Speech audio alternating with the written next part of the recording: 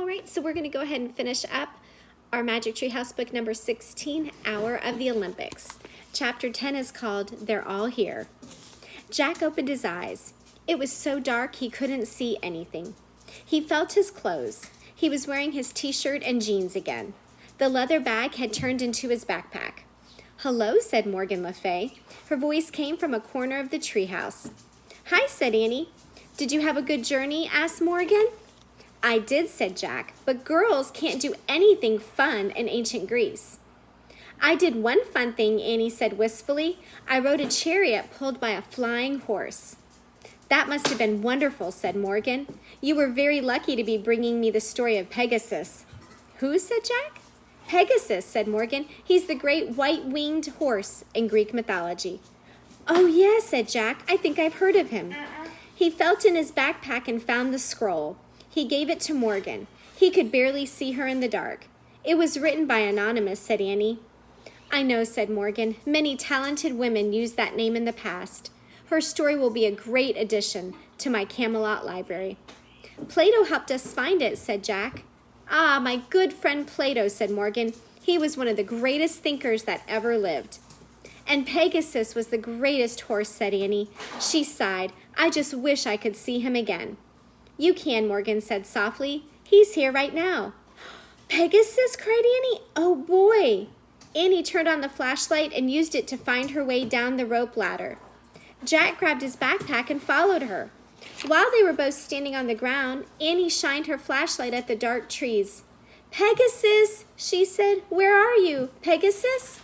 "Turn off your flashlight, Annie," said Morgan. She was looking down from the treehouse window. Annie switched off the light. "In the night, you can see all the story characters that have saved you on your last 4 missions. They're all here." Jack pushed his glasses into place and studied the dark woods. "Where are they, Morgan?" cried Annie. "Where's Pegasus?" "Look hard," said Morgan. "I can't see him," said Annie. "Yes, you can," said Morgan. "The old stories are always with us. We are never alone." "Has Morgan gone crazy?" wondered Jack. "Look up," said Morgan. "Your friends are in the night sky. They are stars." "Stars?" whispered Jack. He stared at the shimmering field of tiny stars overhead. "Hercules is a constellation," said Morgan. "The Romans imagined him kneeling in the sky, holding a club over his head." Morgan waved her finger in the sky, and for a moment, Jack saw a living, breathing Hercules outlined by the stars. "And there's the silk weaver with her beloved cowherd," said Morgan. "The ancient Chinese believed that they were 2 stars on either side of the Milky Way." Morgan waved her hand again. The lovely silk weaver was outlined in the heavens. "And long ago, the Irish believed the Milky Way itself was the serpent monster Sarf," said Morgan. Morgan waved her hand. A giant serpent glittered through the sky. "And the ancient Greeks named one of their constellations Pegasus," said Morgan.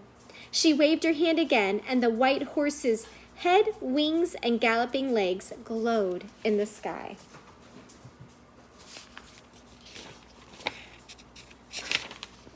"I see him," said Annie, and then she whispered, "I love you, Pegasus." Jack thought he saw the stars move as if Pegasus was rearing back in the sky. After a breathless moment of silence, Morgan lowered her arm. The night sky became a field of tiny glittering stars again. "You have done amazing work as master librarian," said Morgan.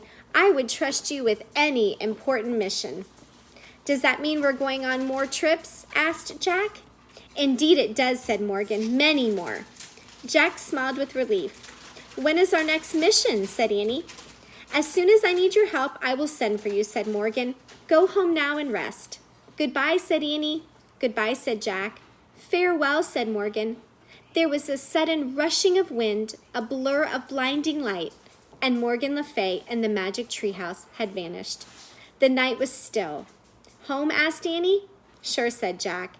As they walked between the trees, the Frog Creek woods were pitch black. Jack couldn't see a thing. But he didn't ask Annie to turn on the flashlight. For once, he wasn't worried about finding his way home. He felt as if someone or something was leading them through the woods. Morgan's words came back to him.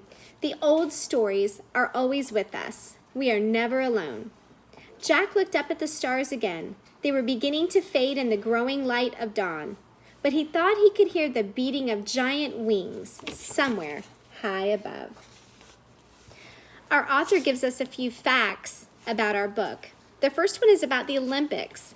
The Olympics of ancient Greece were held for over 1,000 years, from 776 BC to AD 394. Every 4 years, the games were held in several cities, including the town of Olympia, for 5 days in August. The modern Olympics were named after Olympia. For 2 months, all fighting and wars ceased so people could travel safely to and from the Olympics. The first modern Olympics, as we know them, were held in Athens, Greece in 1896. Greek athletes believed that having a physically fit body was a way to honor their chief god Zeus. Olympia's statue of Zeus was one of the 7 wonders of the ancient world. Unfortunately, that no longer exists. And Plato. Plato was a philosopher that lived in ancient Greece in the 4th century BC. Plato founded a school called the Academy. In both his teachings and writings, Plato explored the best way for a government to be set up. His ideas are still talked about today. And that's our final one, democracy. About 2,500 years ago, the Greeks adopted a system of government called democracy. And that's the system that we use here today in the United States as well. Under the Greek democracy, all citizens had a say in the government. At that time, however, though, women and slaves were still not considered citizens.